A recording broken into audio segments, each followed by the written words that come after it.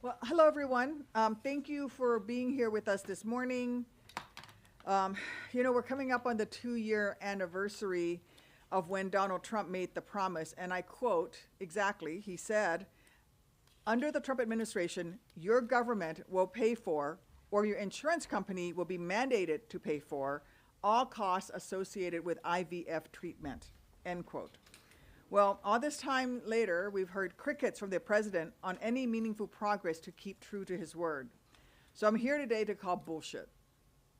I'm here today to call out another one of Trump's broken promises, another lie from the president of the United States, another middle finger to American families. Look, the president and congressional Republicans have had plenty of chances to help us Dems ensure every American's right to in vitro fertilization. But they've not only turned their backs on us, they've actively kept us from making it a reality at every turn. We saw this just a few weeks ago when Republicans blocked my amendment that would have ensured our service members, our heroes, and their families have access to the same level of IVF coverage that we members of Congress do. That's unacceptable that they blocked it. It's unconscionable. And frankly, it's unpatriotic. We know that our troops are twice as likely to suffer from fertility struggles as civilians. Often, they struggle because they've sacrificed for this great nation. Yet how does this 5-time draft dodger of a president thank them? Apparently, by refusing to help them build the families that they've dreamed of. The thing is, I don't need to imagine what those service members are feeling right now because I've lived it. This morning, I got to argue with my daughters about what to pack for sleepaway camp. It sounds trivial, I know, but when I spend just a second thinking about it, even that kind of everyday moment with my girls is not trivial at all. It's a miracle. Because after 10 years of struggling with infertility, after being wounded in combat, I was only able to have my 2 girls through IVF. The only reason there are arguments in my family about crop tops and the need to pack a sweater, because it might be cold at night, honey, is because I came home from war. I had the freedom to seek the health care I needed to make my dreams of becoming a mom a reality. But now, thanks to Donald Trump, that right to reproductive care is at risk for millions across our nation.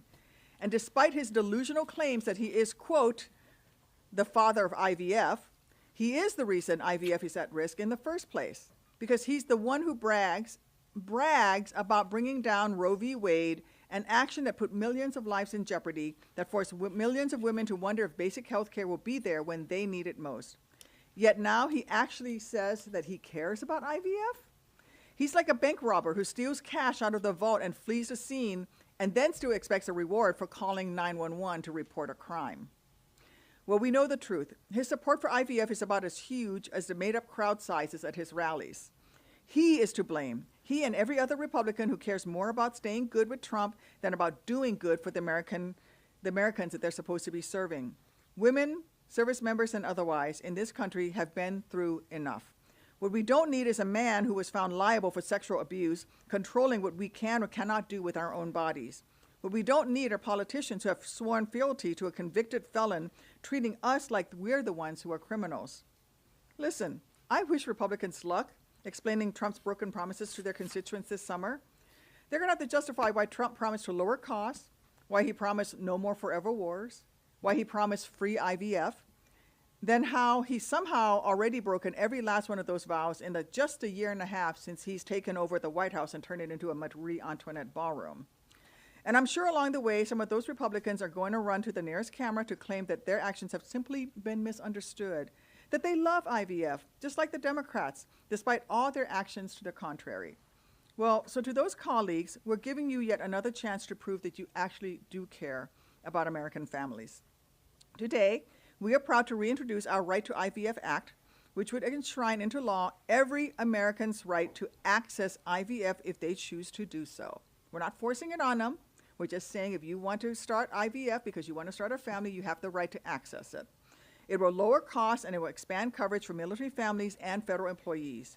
It will help ensure that hopeful parents don't go bankrupt when they're just trying to start a family. It will make sure that we don't lose service members after 10 years of service and hundreds of thousands of dollars of training them because they are denied the right to access IVF and decide that they have to leave the service in order to start those families. So if Trump actually believes he's the father of IVF, or if my Republican colleagues actually support IVF like they say they do when they're on cable news, then this bill is a chance to prove that their claims aren't just lies. Because I went to war to defend this nation's rights and freedoms, including a woman's right to choose when and where and how to start a family. I'm not asking Republicans to head into combat to show they care deeply about Americans' rights too. I'm not asking them to do anything difficult at all, really. All I'm asking them to do is simply support this bill that could represent millions of their constituents' only hope of becoming parents. And all I'm asking is for the actions to finally match their campaign promises. Otherwise, once again, all they're showing is that their claims of supporting IVF are pure and utter bullshit. Thank you.